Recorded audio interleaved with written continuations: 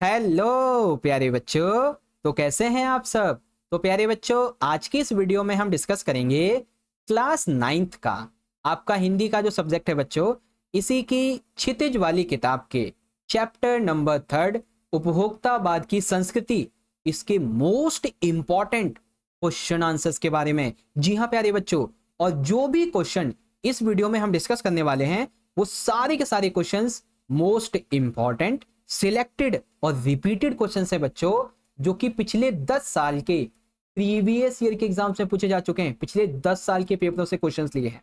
ठीक है, तो आने वाला चाहे आपका मिड टर्म का एग्जाम हो या फिर फाइनल का एग्जाम हो, जो भी क्वेश्चन पूछा जाएगा वो मोस्ट ऑफ द क्वेश्चन यहीं से आने वाले हैं। That's why I am telling you बच्चों कि इस वीडियो को कंप्लीटली एंड तक जरूर देखिएगा, बहुत अच्छी प्रिपरेशन होगी।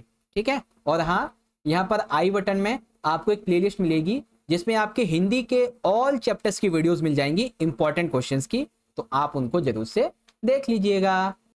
ओके, तो चलिए बच्चों शुरू करते हैं। तो देखो, इस चैप्टर का और इस वीडियो का हमारा सबसे पहला और काफी इंपॉर्टेंट क्वेश्चन है, बड़े ध्यान से देखिएगा। क्वेश्चन नंबर 1, उपभोक्तावाद की संस्कृति, ये जो हमारा पार्ट है, इसके लेखक के अनुसार जीवन में सुख से क्या अभिप्राय है ये बताइए। यानी कि सुख का क्या मतलब है, क्या अर्थ है, वो हमें यहाँ पे बताना है। तो देखो बच्चों, लेखक के अनुसार अगर देखा जाए तो आज के टाइम पे जो सुख की परिभाषा है ना, ये बदल गई है। कैसे? आज के टाइम पे जो लोग हैं ना, वो सुख किसे मानते हैं? भोग विलास की सामग्री को। इसीलिए तो लेखक ने सुख की एक नई व्याख्या की है। क्या व्याख्या की है लेखक ने? लेखक की व्याख्या इस प्रकार से है कि जीवन में सुख से अभिप्राय केवल उपभोग सुख नहीं, यानी कि भोग विलास की सामग्री सुख नहीं, बल्कि भोग विलास की सामग्री के साथ साथ विभिन्न प्रकार के मानसिक सुख, शारीरिक सुख और ऐसे सुख जो सूक्ष्म आराम देने वाले साधन हैं, वो सुख कहलाते हैं। पर आज के टाइम पे जो लोग हैं ना, वो सुख किसे मानते हैं? केवल भोग विलास की वस्तु को ही। ठीक है, आनंद लेने को ही सुख कहने लगे हैं, बल्कि असली सुख तो मानसिक शारीरिक तौर पे होता है। ठीक है, इस तरीके से तो सुख की परिभाषा क्या है लेखक के अनुसार, आई होप अब आप समझ गए होंगे। चलो अगला प्रश्न देखते हैं। प्रश्न नंबर 2 काफी इजी है और इंपॉर्टेंट। देखो, सांस्कृतिक अस्मिता क्या है? उपभोक्तावाद की संस्कृति का इस पर क्या असर पड़ता है ये बताइए। तो देखो बच्चों, सांस्कृतिक अस्मिता का अर्थ होता है हमारी सांस्कृतिक पहचान। ठीक है, हमारी सांस्कृतिक पहचान अर्थात हमारे जीवन जीने के, हमारे खान पान, हमारे रहन सहन, हमारे सोचने विचारने आदि के जो तौर तरीके हैं, ये हमें दूसरों से अलग करते हैं, जिससे हमारी नई पहचान बनती है। इसी को हम सांस्कृतिक अस्मिता कहते हैं। यानी कि हम जिस तरीके से अपना जीवन व्यतीत करते हैं, हम जो खाते पीते हैं, जिस तरीके से रहते हैं, जिस तरीके से सोचते विचारते हैं, जैसे हमारे तौर तरीके हैं जो हमें दूसरों से अलग करते हैं, वही हमारी सांस्कृतिक पहचान है। उपभोक्तावाद की संस्कृति के कारण ये सांस्कृतिक पहचान, सांस्कृतिक अस्मिता कमजोर होती जा रही है। क्यों भाई? क्योंकि आजकल हम वेस्टर्न कल्चर को अपनाते जा रहे हैं, है ना। वेस्ट की जो चीजें हैं, वेस्ट की जो संस्कृति, उसे अपना रहे हैं, जिससे हमारी सांस्कृतिक पहचान नष्ट होती जा रही है। तभी तो ये कमजोर हो रही है सांस्कृतिक पहचान हमारी, है ना। तो ये चीज है बच्चों। ओके, आई होप आप समझ गए होंगे। चलिए अब देखते हैं अगला प्रश्न।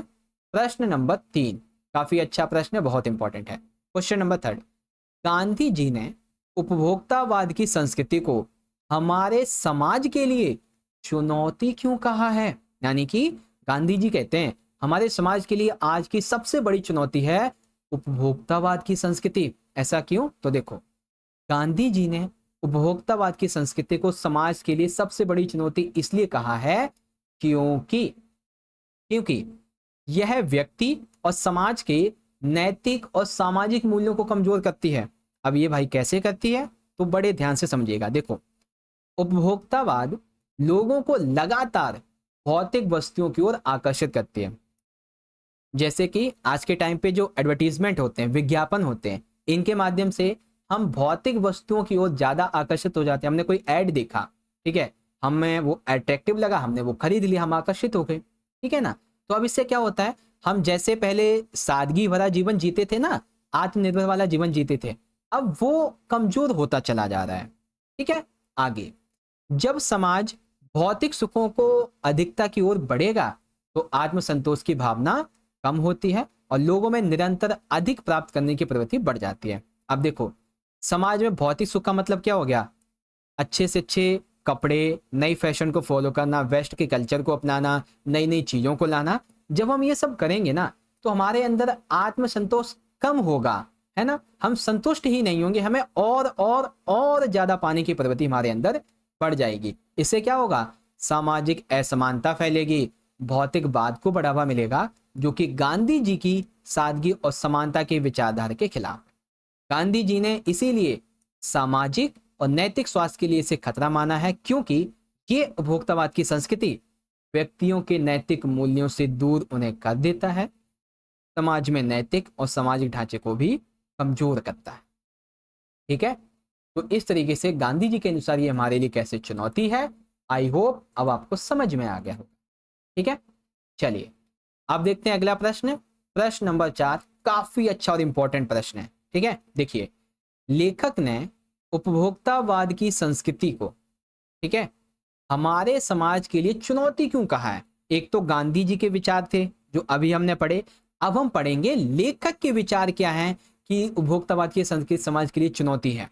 तो देखो बच्चों, लेखक ने उपभोक्तावाद की संस्कृति को हमारे समाज के लिए चुनौती इसलिए कहा है क्योंकि यह संस्कृति लोगों को अनावश्यक वस्त्रों, अनावश्यक सेवाओं की ओर आकर्षित करती है, जिससे समाज में असमानता और नैतिक मूल्यों का ह्रास होता है। यानी कि हम जो है ना, जो वस्त्र हमारे लिए जरूरी नहीं भी है, हम उनको भी खरीदने लगते हैं, क्योंकि हमें क्या लगता है कि वेस्ट के लोग अच्छे कपड़े पहन रहे हैं तो ये हमारी भी जरूरत बन गई है। जरूरत कुछ नहीं होती है, बस हम दिखावा करते हैं, हम खुद को मॉडर्न दिखाना चाहते हैं, इसीलिए हम अनावश्यक वस्त्रों को, अनावश्यक सेवाओं की ओर हम आकर्षित होते हैं। ठीक है, जिससे समाज में अमीरी, गरीबी, नैतिक मूल्यों का खतरा बढ़ता है, ह्रास होता है। उपभोक्तावाद में लोग अपनी जरूरत से अधिक की वस्तुओं का उपभोग करने लगते हैं, ज्यादा से ज्यादा वस्तुओं खरीदते हैं, उनका उपभोग करते हैं, जो कि आर्थिक और सामाजिक संतुलन का कारण बनता है। यह संस्कृति लोगों को भौतिकता की दौड़ में शामिल कर देती है, यानी कि जिस दौड़ में सबसे अधिक कौन चीजों को खरीदता है, उनको यूज करता है, ऐसी दौड़ उसमें शामिल कर देती है, जिससे कि लोगों में मानसिक तनाव बढ़ता है, पर्यावरण क्षति होती है, पारिवारिक तथा सामाजिक रिश्ते में दूरी बढ़ जाती है। इस प्रकार उपभोक्तावाद समाज के स्वास्थ्य विकास के लिए काफी गंभीर चुनौती है। इसीलिए लेखक गांधी जी की सामाजिक मर्यादाओं तथा नैतिकताओं के पक्षधर रहे थे। ठीक है, तो ये बातें हैं जो कि लेखक ने यहाँ पे कही है। ओके, चलो अब देखते हैं अपने अगले प्रश्न को, काफी इंटरेस्टिंग है। प्रश्न नंबर है हमारा 5, बड़े ध्यान से देखें। प्रश्न 5 है, आज की उपभोक्तावाद संस्कृति हमारे रीति रिवाजों, हमारे जो रीति रिवाज है ना, हमारे जो त्योहार है, इनको कैसे प्रभावित कर रही है, ये बताओ। तो भाई ये तो बहुत बड़ी बात है कि जो हमारी ये उपभोक्तावादी संस्कृति है ना, ये हमारे त्योहारों को, हमारे रीति रिवाजों को कई तरीके से प्रभावित करती है। कैसे? आज की उपभोक्तावाद संस्कृति हमारे रीति रिवाजों और त्योहारों को गहराई से प्रभावित कर रही है। कैसे? आज की उपभोक्तावादी संस्कृति हमारे जो रीति रिवाज है, हमारे जो त्योहार है ना, इनको एक तरीके का व्यापार बना दिया है, इसने एक तरीके का व्यवसाय बना दिया है। पहले जो है त्योहारों का मूल उद्देश्य होता था सामाजिक और सांस्कृतिक जुड़ाव करना। पहले त्योहार हम मनाते थे तो हम लोग सामाजिक तौर पे, सांस्कृतिक तौर पे एक दूसरे से मिलते थे, है ना। लेकिन आज ये हमारे त्योहारों का उद्देश्य क्या बन गया है? उपभोक्तावाद, यानी कि दिखावा और खर्चा। आज के टाइम पे आप सभी बच्चे देखते होंगे कि जब भी दिवाली वगैरह आती है ना, तो बहुत सारे लोग घरों को ऐसे सजाते हैं जैसे सबसे बढ़िया घर उन्हीं का हो। आई नो, सजाना चाहिए, अच्छी बात है, लेकिन कुछ लोगों की हैसियत उतनी नहीं है, फिर भी वो उसे ऐसे सजाते हैं, है ना। और मतलब वही है, कमाते हैं 10,000 रुपए, ठीक है, और दिवाली के दिन पटाखे फोड़ेंगे 20,000 रुपए के, दिखाने के लिए कि हम इतने अमीर हैं, है ना। तो आज के टाइम पे लोग दिखावे और खर्चे पर ज्यादा केंद्रित हो गए हमारे आज के त्योहार। इन मौकों पर दिखावा और महंगी वस्तुओं का उपभोग करने पर ज्यादा जोर दिया जाता है। ठीक है, पारंपरिक रीति रिवाज और साधारण उत्सवों की जगह पहले जो रीति रिवाज थे ना, वो पारंपरिक तौर पे होते थे, बहुत ही सादगी भरे होते थे। लेकिन अब जो रीति रिवाज है, जो उत्सव हैं, वो भव्य होने लगे हैं, खर्चीले होने लगे हैं। उपहारों और सजावट पर अत्यधिक खर्च करके त्योहारों का मूल उद्देश्य अब खोता चला जा रहा है। इस प्रवृत्ति से न केवल रीति रिवाजों का सरलीकरण हो रहा है बल्कि उनके मूल्यों की कमी भी हो रही है। ठीक है, तो बहुत गहराई से उपभोक्तावाद की संस्कृति ने हमारे रीति रिवाज और त्योहारों को प्रभावित किया है। ओके बच्चों, चलो अब ये हमारा आखिरी प्रश्न है, उसके बाद हमारा चैप्टर कंप्लीट। प्रश्न देखो क्या है, प्रश्न नंबर 6। आज की उपभोक्तावादी संस्कृति हमारे दैनिक जीवन को कैसे प्रभावित कर रही ये बताओ। तो बच्चों, जो उपभोक्तावाद की संस्कृति है ये हमारे दैनिक जीवन को बहुत गहराई से प्रभावित कर रही है। कैसे? देखो, आज की उपभोक्तावादी संस्कृति हमारे दैनिक जीवन को गहरे तरीके से प्रभावित कर रही है। देखो, उपभोक्तावाद की संस्कृति निरंतर वस्त्र, इलेक्ट्रॉनिक सामान और सेवाओं के प्रति हमारी चाहत को बढ़ावा देती है, जिससे लोग अधिक खरीदारी और खर्च करने की प्रवृत्ति बढ़ती जा रही है। आज के टाइम पे हम नए नए वस्त्र, नए नए इलेक्ट्रॉनिक गैजेट्स, नई सेवाओं के प्रति हमारी जो चाहत है वो बढ़ने लगी है। हम चाहते हैं कि हमें नए नए फैशन वाले जो वेस्टर्न कपड़े हैं वो मिलें, नए नए गैजेट्स मिलें, नई नई जो सर्विसेज हैं हम वो प्राप्त करें, है ना। इससे क्या हो रहा है, अधिक खरीदारी और खर्चा करने की प्रवृत्ति ज़्यादा बढ़ रही है। आज के टाइम पे बच्चों एडवर्टीजमेंट यानी विज्ञापन, सोशल मीडिया ने हमें नवीनतम उत्पादों की ओर आकर्षित किया है। जब भी कोई नया फ़ोन लॉन्च होता है, कोई नई चीज़, गाड़ी, नया कुछ भी लॉन्च होता है तो एडवर्टीजमेंट और सोशल मीडिया के माध्यम से हमें पता चल जाता है और हम उन नए उत्पादों को खरीदने लग जाते हैं। इससे हमारी जो प्रायोरिटीज़ हैं, हमारी जो प्राथमिकताएं हैं और जो ज़रूरतें वो बदल गई हैं। इसके परिणाम स्वरूप आज के टाइम पे व्यक्तियों में मानसिक तनाव और असंतोष बढ़ता जा रहा है, जबकि पर्यावरण पे भी इसका गलत असर पड़ रहा है, क्योंकि अधिक उत्पादन से अधिक कचरा भी बढ़ता है। ठीक है, अगला, आजकल उपभोक्तावादी संस्कृति के प्रचार प्रसार के कारण हमारी अपनी जो सांस्कृतिक पहचान है, हमारी अपनी जो सांस्कृतिक परंपराएं हैं, आस्थाएं हैं, वो घटती जा रही हैं। ठीक है, अंधाधुंध इस उपभोक्तावादी संस्कृति के पीछे भागते हुए विकास का लक्ष्य हमसे दूर होता जा रहा है और हम लक्ष्यहीन होते जा रहे हैं। ये बातें हैं। ओके बच्चों, तो इस तरीके से आपका ये चैप्टर भी पूरा हो गया। जितने भी क्वेश्चन थे ऑलमोस्ट मैंने आपको अच्छे तरीके से समझा दिए। ठीक है, अब आपके हिंदी के जितने भी चैप्टर्स हैं, ऑल चैप्टर्स का यहाँ पे आई बटन में एक प्लेलिस्ट का लिंक मिलेगा बच्चों, आप वहां से उन सभी लिंक से क्लिक करके वीडियोस को जाके देख सकते हैं हर एक चैप्टर के बारे में। ठीक है, तो आई होप आपको ये वीडियो अच्छी लगी होगी।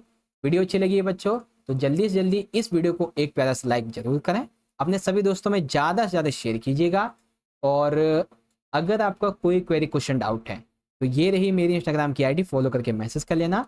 9वीं क्लास के इंपॉर्टेंट नोट्स पीडीएफ और अपडेट के लिए ज्वाइन करें टेलीग्राम ग्रुप को, डिस्क्रिप्शन में दिए हुए लिंक से। चैनल को सब्सक्राइब करके बेल नोटिफिकेशन को ऑल पे जरूर से सेट कर दीजिएगा, ताकि जब भी हम नई वीडियो अपलोड करें तो आपके पास में नोटिफिकेशन आ जाए। ठीक है, तो चलो बच्चों, मिलते हैं आपसे अगली वीडियो में। तब तक के लिए आप पढ़ते रहिए, अपना ख्याल रखिए। बहुत बहुत धन्यवाद। जय हिंद, जय भारत, वंदे मातरम।